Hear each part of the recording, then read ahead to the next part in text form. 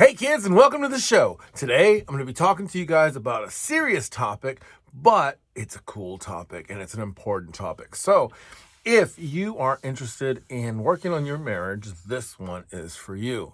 And what am I talking about? I'm talking about what has happened to families in the last few years. As we know, divorce rates have steadily increased as things have become more global. It's easier to transport, it's easier to move, people are being more successful.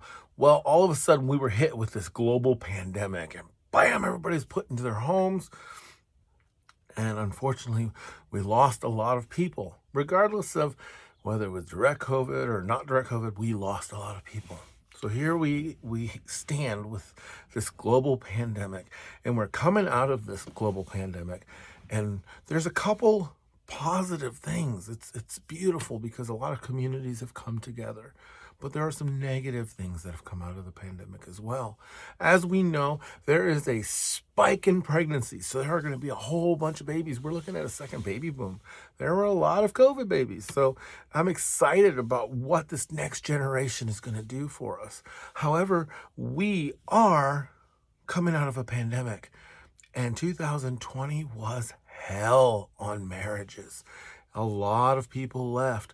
A lot of people just kind of waited for the pandemic to kind of die down, and then they went their separate ways.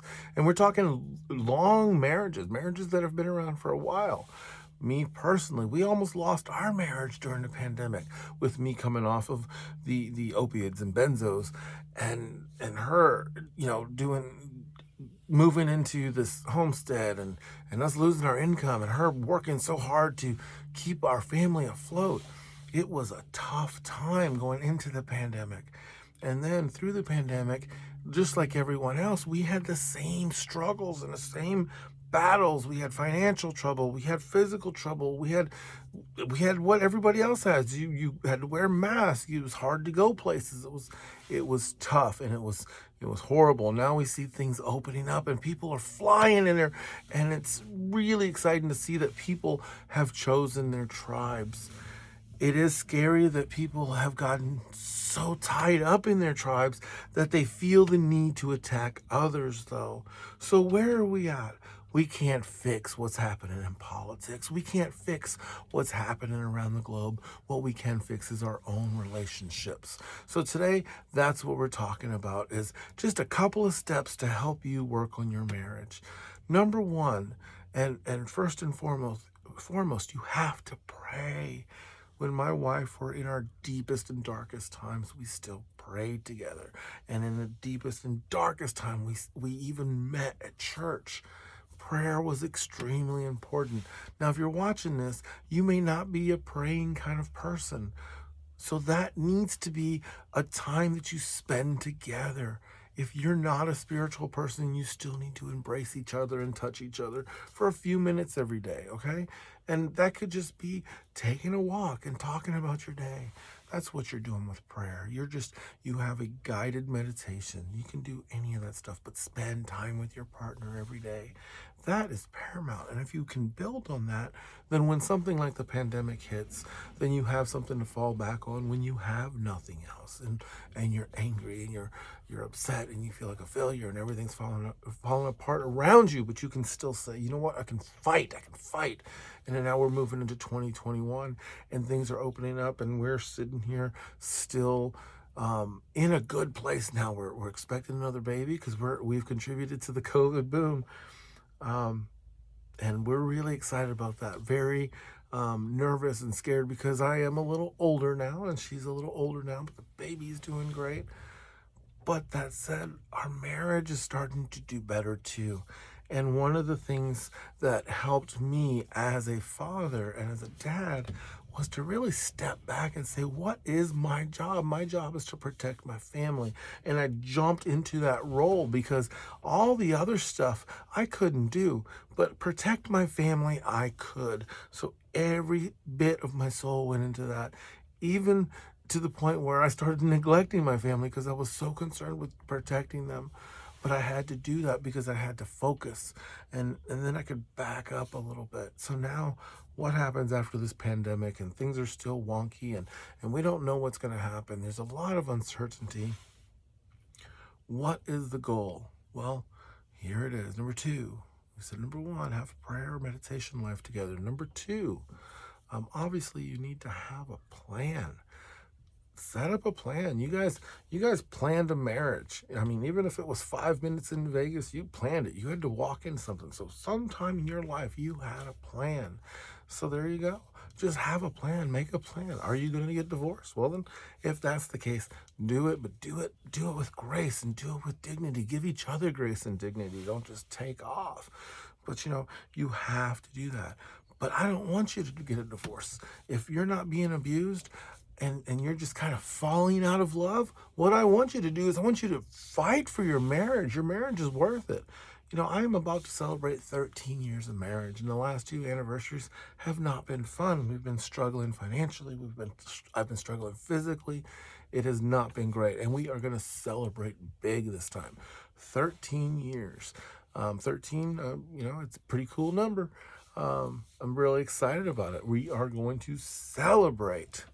And how did we get here? Well, number 1, you don't listen to people who don't have your best interest at heart. And this is what I mean by that. If you are having an argument with your spouse or your significant other, and you want it to succeed, you don't go to people that don't want you to succeed. How do I mean? A lot of times you don't get along with your in-laws. Well, here's the thing. My mom doesn't want me to get a divorce. My mother-in-law doesn't want me to get a divorce. We have this great structure because when we're having issues, our moms have our back. A lot of people don't have that. One in-law hates one of the people. So if you've made the decision to have an in-law that hates you, I'm going to tell you, it's going to be a lot harder. But have people in your life that support you. And when you run, don't run to somebody that's been divorced 5 times. Run to someone who has actually been married for a long time and are fighting for their marriage and are succeeding. You don't take advice about money from broke people. You don't take advice about marriage from divorced people. And sometimes that's not your mom and dad. Sometimes that's finding someone in your community. So run to people who have your back. And then lastly, and this one's the one I'm working on right now because we had all that stuff in place already and we're starting to come back, but we're having a baby. And this is the most important one. You got to date your spouse. So what I've been doing is I've been stalking her on Facebook. But I haven't been stalking Facebook like what she's doing right now. I just went back to the beginning of her feed and just started looking at her pictures. And the cool thing is for us, Facebook kind of became a thing when we were dating, like right after we started dating.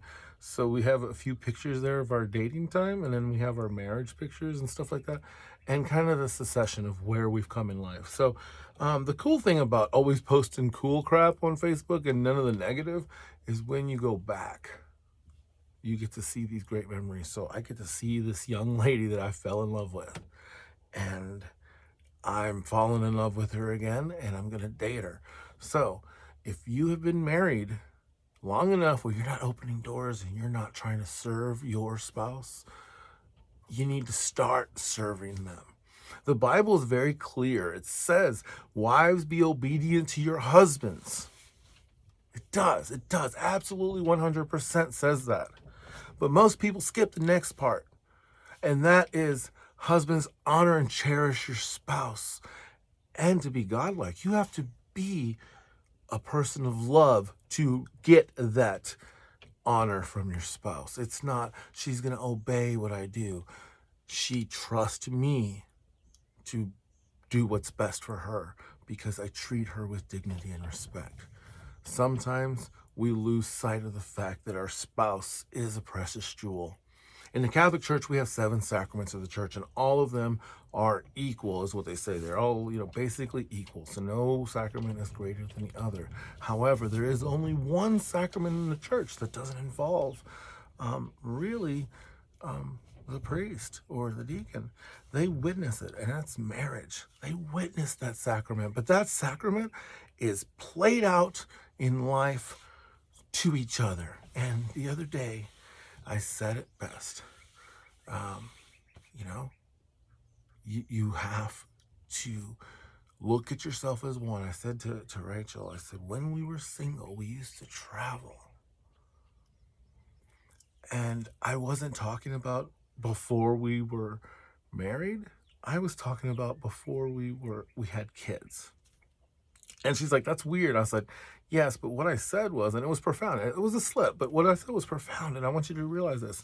I said, when we were single, the sacrament of the church says that you become one, you become one flesh and you become one. So to utter those words, when we were single, meaning we were only focused on each other. And then we had kids. And then we had to focus on the kids. And the problem is a lot of husbands and wives, when they have children, stop being single and they kind of start to move apart. So we need to focus really hard on being single, and that means communicating. If you're going to talk to a kid, you need to tell your spouse why. Because, I fuss at my kids. I raise my voice. I got a tenor. I've got a deep voice. I got the dad look.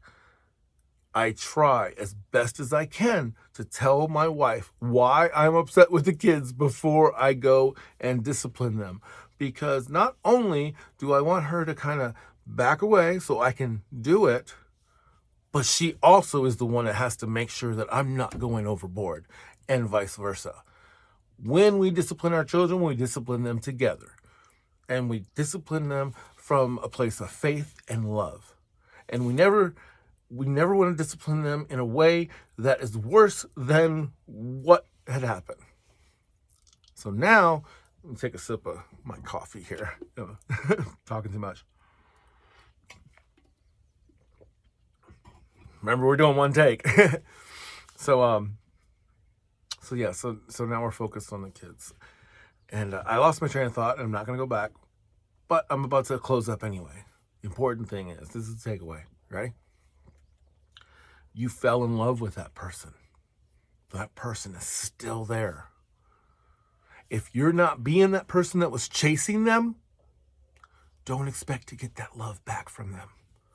So, husbands out there, dads out there, if you really love that mom in your life, chase her, date her, love her, because that's the best example you'll ever give your kids.